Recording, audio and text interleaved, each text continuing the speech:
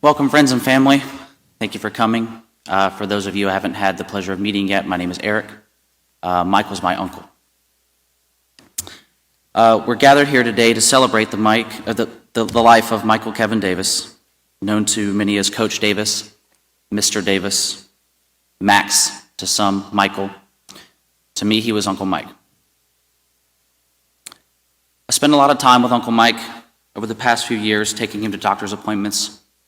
We went to the movies, ran errands, ate tons of Chick-fil-A. We had quality conversations. We listened to his favorite band, the Eagles. We shared jokes. I got to hear hours upon hours of embarrassing stories of my dad when he was a boy. I'm going to miss those stories. I'm not expecting my dad to repeat them. I think everyone got to see how much Mike really had to offer. He was an incredible coach, friend, colleague, son, brother, and uncle.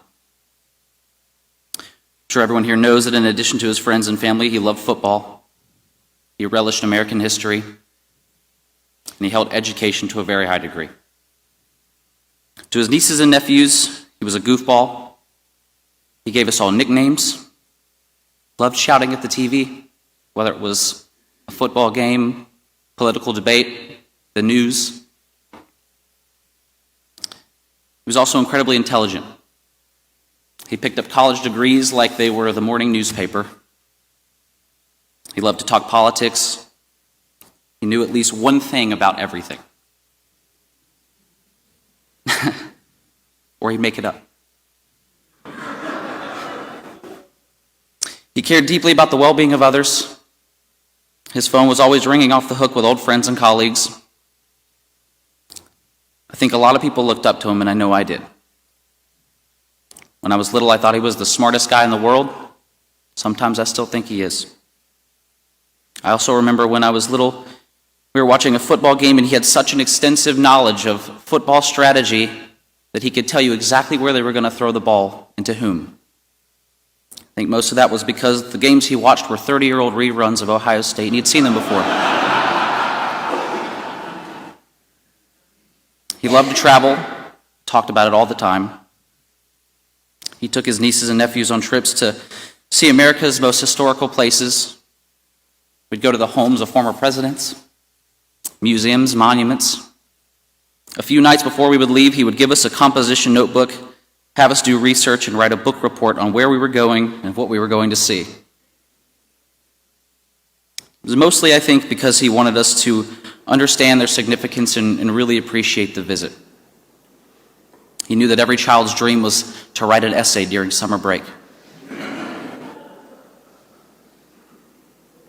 Years later, Mike gave me a scrapbook he made with pictures of all of our trips, complete with captions, showcasing his attention to detail and reminding me that I can recall more about those trips than I can recall what I had for breakfast.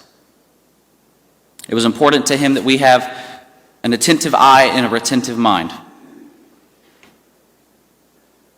Mike didn't let even the real, true, big setbacks in life get him down. Even after losing his sight, he would get me to take him to see the newest Star Wars movies. He bought a bigger TV, even though he couldn't see it. Even though he couldn't drive, he renewed his emissions and tag every single year. Every morning, Mike would check the weather in Jackson, Wyoming. His dream was to own a ranch there and walk around with a 10-gallon hat spouting off John Wayne quotes. And in the words of John Wayne, he used to tell me, life is tough, but it's tougher when you're stupid. He told me he would spend his days there riding horses through the Rocky Mountains, something that I was very fortunate enough to do with him once. And before setting forth, he bought me a big cowboy hat. He said it wasn't right for a man to ride a horse without a good cowboy hat. Mike was so collected, he had so much vision. Even after losing his sight, he remained incredibly organized, thanks to the help from Terry, Brandy, and all of his special friends at Stars Mill.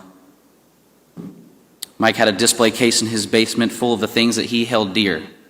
Championship rings from Rose Bowls, footballs, signed helmets, one single photo of him and Dolly Parton.